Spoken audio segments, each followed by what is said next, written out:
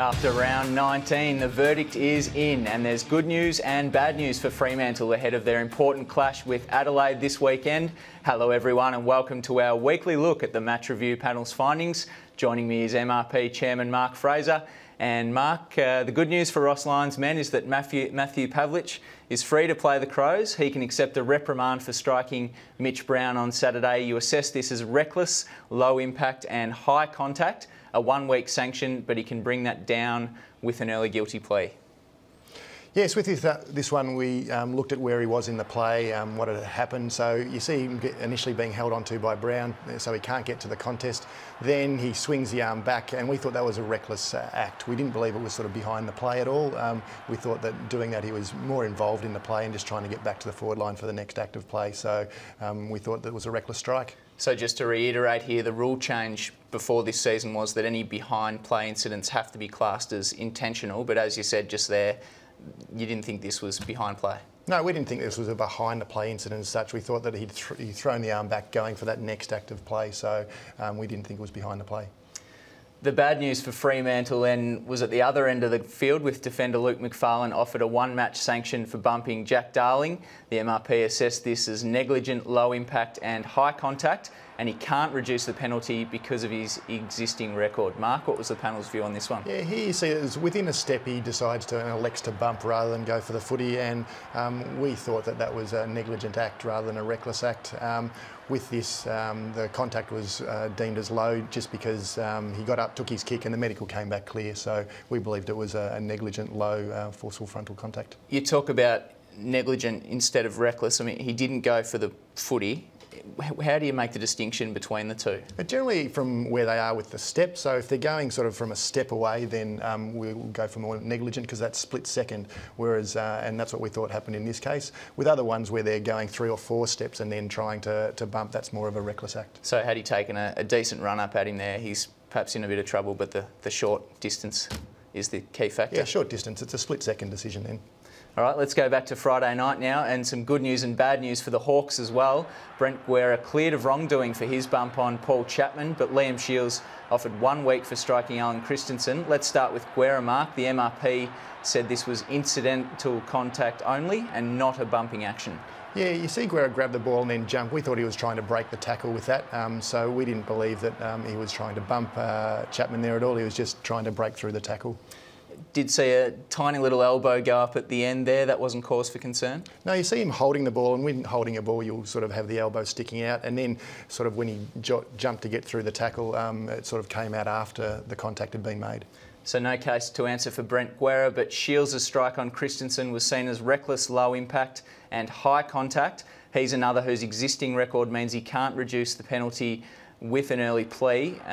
Mark, similar to Matthew Pavlich here, was this not behind the play and therefore intentional? Yeah, well, it's very similar to Pavlich. You see him going for the next lead, so we believe that's sort of just trying to break. Initially, Christensen's holding on to him, and then he's obviously trying to get to lead for the next act of play, so he throws the elbow back, and we believe that was sort of more reckless and involved in play rather than necessarily behind the play.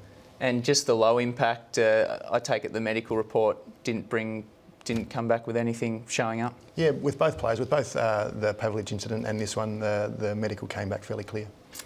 Back to the Derby now, and Fremantle's Matt de Bourgh given a reprimand for tripping Daniel Kerr. Mark, you assessed this as reckless, low impact and body contact. What I want to ask here is, when does a trip become a kick? Because he got him pretty high, didn't he? Yeah, and a trip is anything that retards the progress, so cause him to stumble or fall, and you can see him sort of stumble there. It doesn't matter whether the actual contact's below the knee or above the knee. If he sort of causes that stumble, then that actually is a tripping action. So we didn't think that was a kick. And you didn't think it was intentional either? No, we thought that change of direction, player will sort of throw the arm and the leg out, sort of, we thought that was more of a reckless action. St Kilda versus Collingwood next. We've got a few to look at here. First, Tom Simpkins' bump on Sharon Wellingham. He's been given a reprimand for this with an early guilty plea. You said this was negligent, low impact and high contact. That's a 1-week sanction without the plea. Is he a bit lucky with the negligent and low impact ratings here?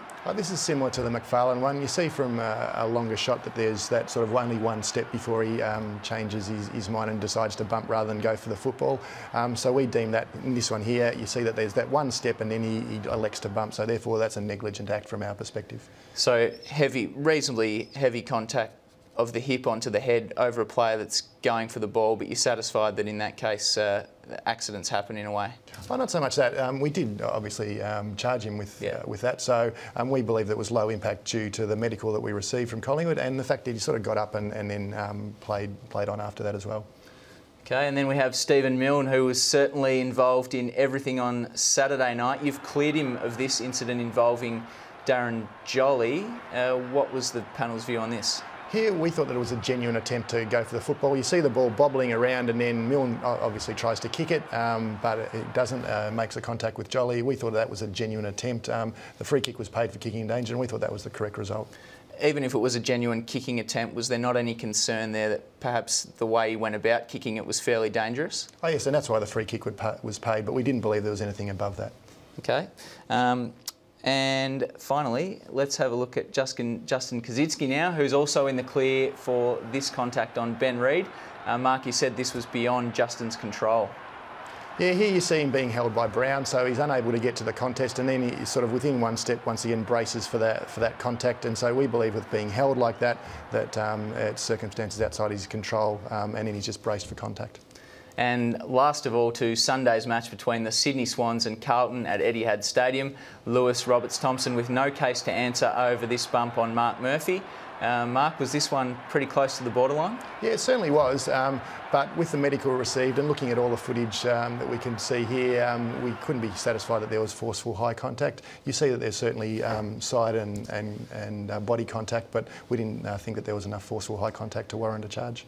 Going to quote from your report here, you said it could not be determined from the medical report whether high contact was made. Is that a case of the club not being overly clear on what actually happened? I know with the medical, generally they'll tell you if there's been sort of significant high contact. Obviously with this case there wasn't.